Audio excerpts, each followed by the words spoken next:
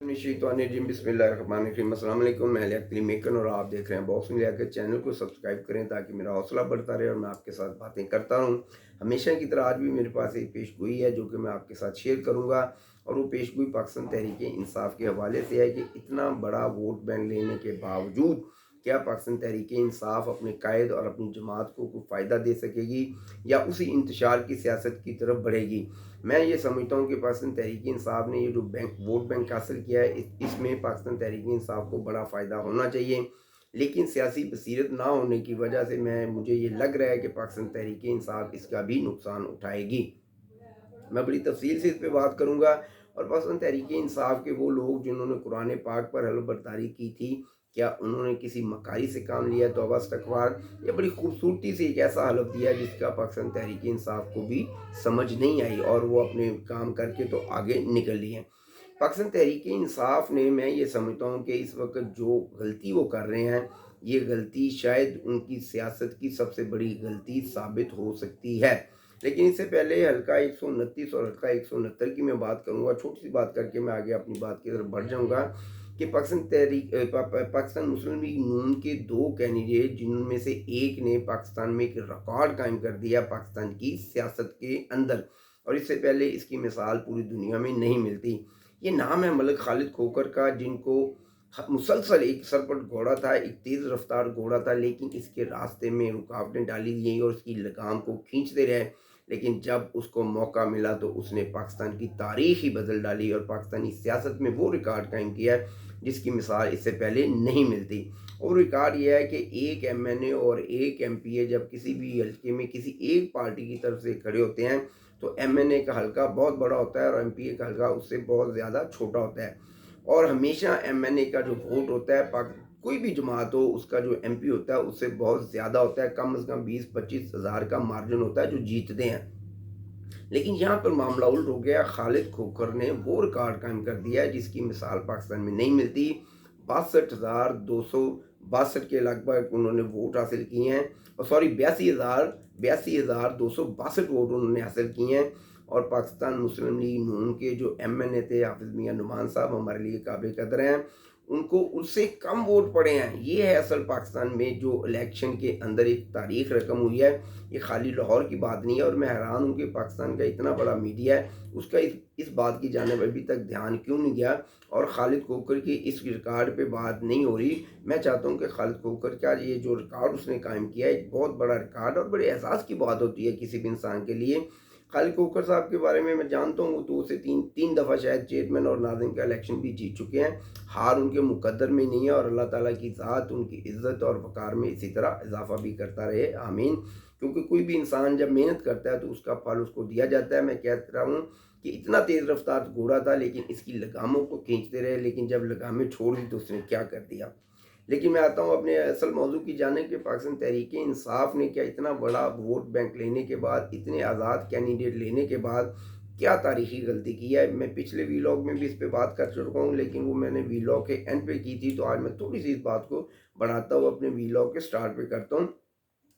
मैं ये समझता था कि अगर पाकिस्तान तहरीक इंसाफ के अंदर थोड़ी सी भी सियासी बसीरत होती है, अगर आप मौलाना फजलुर रहमान साहब से हाथ मिला सकते हैं, तो आपको पाकिस्तान पीपल्स पार्टी के साथ हाथ मिलाना चाहिए था और हुकूमत बनानी चाहिए थी। और हुकूमत बनाने के बाद ही आप पाकिस्तान में कोई ऐसी कानून साजी कर सकते थे जिसका फ़ायदा आपके कायद इमरान खान को पहुंचता। लेकिन आपने ऐसा काम नहीं किया। मैं ये समझता हूँ कि इमरान खान के साथ आपने दुश्मनी की है और इमरान खान को उस गहरी खाई के अंदर आप छोड़ रहे हैं जहाँ से अब शायद उसकी आवाज़ जो है वो भी सुनने को लोग तरस जाएं। उसकी बुनियादी वजह यही है कि आप अगर हुकूमत में आते तो आपको पार्लियामान के अंदर कानून साजी करनी पड़ती और इमरान खान के लिए रिलीफ हासिल करना पड़ता, और आप लोग ये नहीं चाहते। इस वक्त पाकिस्तान तहरीक इंसाफ के जितने भी पावरफुल लोग हैं वो ये चाहते ही नहीं है कि उनका कायद इमरान खान जेल से बाहर आए। अगर वो बाहर आते हैं तो फिर इनकी जो याशियाँ वो ख़त्म हो जाएंगी और इमरान खान एक छांट करेगा और उसमें से बहुत ज़्यादा लोगों को उठा बाहर फेंकेगा हमेशा की तरह। और जिन लोगों ने मैं बार बार कह रहा हूँ कि हलफ उठाया है कुरान पाक पर कि हम इमरान खान के साथ रहेंगे और इमरान खान के ताबे रहेंगे, तो वहाँ पर इन्होंने हलफ से भी मक्कारी की है, तौबा इस्तगफार। انہوں نے حلف عمران خان کی ذات تک کا دیا ہے، انہوں نے حلف پاکستان تحریک انصاف کا تو نام ہی کسی نے نہیں لیا، اور نہ ہی حالیہ قیادت کا نام لیا۔ تو عمران خان تو اس وقت سیاست سے آؤٹ ہے، عمران خان تو جیل کے اندر ہے۔ انہوں نے بڑی خوبصورتی سے ایک ایسا حلف دیا جس میں انہوں نے اپنے ایمان کو بچانے کی کوشش کی ہے، لیکن ایمان کو بچا پائے ہیں یا نہیں بچا پائے یہ تو اللہ اور ان کا معاملہ ہے۔ میں یہ سمجھتا ہوں کہ اگر جن لوگوں نے حلف دیا تھا قرآن پاک پر، اگر انہوں نے پاکستان تحریک انصاف کا نام لیا ہے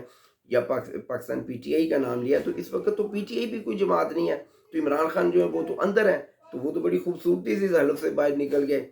اور پاکستان تحریک انصاف نے تاریخ کی جو بدترین غلطی کی ہے، آپ 3 سے 4 ماہ کے بعد دیکھیں گے کہ یہی بات پورے پاکستانی میڈیا پر کی جائے گی کہ پاکستان تحریک انصاف کو حکومت بنا لینا چاہیے تھی، لیکن جب پاکستان تحریک انصاف نے حکومت بنانے میں ان کو پتہ تھا کہ ہم حکومت بنا ہی نہیں سکتے، یہ جو 92 یا 93 آزاد کینڈیڈیٹ دیتے ہیں، ہمیشہ کی طرح پاکستانی پارلیمنٹ میں 30 سے 35 نام مختلف آزاد ہوتے ہیں جن کا کسی بھی جماعت کے ساتھ تعلق نہیں ہوتا، اور پھر وہ دوبارہ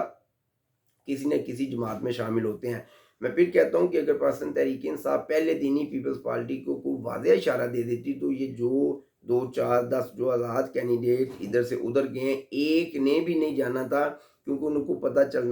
چکا تھا کہ اگر پاکستان تحریک انصاف حکومت بنانے جاتی ہے تو مزے تو ہمارے ہیں۔ تو انہوں نے اس وجہ سے پاکستان تحریک انصاف نے جو اپنا ٹائم ضائع کیا، انہوں نے دوسری جماعتوں میں ہی اپنی عافیت سمجھی، اور اپنا، اور ہر بندے کا حق ہے کہ وہ سمجھتا ہے اس کو یہ کرنا چاہیے کہ جو وہ یہ سوچ رہا ہے کہ میں اپنے حلقے کی عوام کے لیے اگر میں کچھ نہ کر پایا، اور 5 سال میں نے پورے اپوزیشن میں گزار دیے، اور اس کا ظاہری بات ہے مجھے سیاسی طور پر بہت بڑا نقصان ہوگا، تو انہوں نے بڑی خوبصورتی سے اپنی راہیں جدا کر لی، اور پاکستان تحریک انصاف نے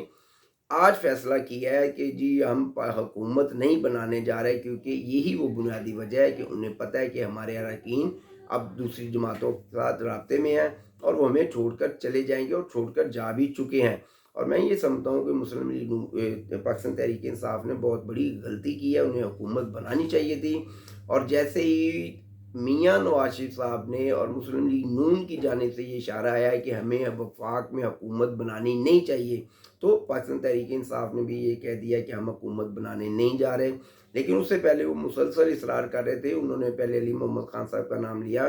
پھر عمر ایوب صاحب کا نام لیا کہ ہمارے امیدوار ہیں وزیر اعظم کے، لیکن وہ نامینیٹ تو کر رہے تھے لیکن حکومت بنانے کی جانب وہ بڑھ نہیں رہے تھے، جس وجہ سے شاید پاکستان مسلم لیگ نون نے بھی یہ اندیہ دیا، جب انہوں نے کہا کہ ہم حکومت بنانے نہیں جا رہے تو انہوں نے بھی کہہ دیا کہ ہم اپوزیشن میں بیٹھیں گے پنجاب میں اور وفاق میں۔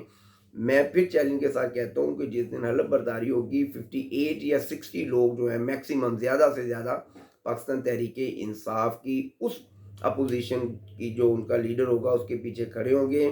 وہ زیادہ تر 30 سے 35 لوگ جو ہیں وہ ان کو چھوڑ کر جا چکے ہوں گے، بلکہ چھوڑ کر شاید وہ چند لوگ جائیں، کوئی 7 8 چلے جائیں، دیکھیں 25 30 لوگ تو ہر الیکشن میں آزاد کینڈیڈیٹ کے طور پر آتے ہیں۔ اور میری پیشگوئی وہ یہی ہے کہ پاکستان تحریک انصاف نے بہت بڑی غلطی کی ہے، اور وہ پارلیمنٹ میں آ کر عمران خان کے لیے کوئی آسانی پیدا کر سکتے تھے، لیکن وہ لوگ یہ چاہتے ہی نہیں ہیں کہ عمران خان کے لیے کوئی آسانی پیدا کی جائے۔ تو کوئی بھی بندہ جب کرسی پہ بیٹھتا ہے تو جناب وہ پھر دوبارہ موقع تو کسی کو نہیں دیتا۔ اس وقت گور خان صاحب جیسے لوگ جو نئے پارٹی میں ہیں، ان کی موجیں ہیں، وہ لوگ جو عمران خان کے ساتھ کل بھی مخلص تھے آج بھی مخلص ہیں، ان کی تعداد ضرور دیکھیے گا، اور ان لوگوں کی تعداد ضرور دیکھیے گا جن کو گور خان صاحب نے ذاتی طور پر ٹکٹیں دی ہیں، وہ لوگوں کی تعداد زیادہ ہے یا پارٹی کے پرانے کارکنوں کی تعداد زیادہ ہے؟ اگر خیبر پختونخوا کے اندر آپ اتنی میجورٹی کے ساتھ آئے ہیں تو کیا وہاں پر دھاندلی نہیں ہوئی؟ بہت زیادہ بات کی جا رہی ہے، لیکن پاکستان تحریک انصاف کی جو سیاست ہے وہ ہمیشہ اگریسو رہی ہے، اور وہ اب بھی اسی سیاست کی جانب بڑھ رہے ہیں۔ اس بات سے کسی کو کوئی فکر نہیں ہے کہ ہمارا جو ملک ہے وہ کتنا نیچے چلا گیا اور کتنا نیچے جائے گا۔ 2013 کے دھرنوں سے لے کے آج تک پاکستان جو ہے وہ سٹیبل نہیں ہو پا رہا۔ 2018 کے بعد بھی ہم نے دیکھا کہ اس طرح کے پھر جو حربے ہیں دوسری اپوزیشن جماعتوں نے بھی استعمال کیے۔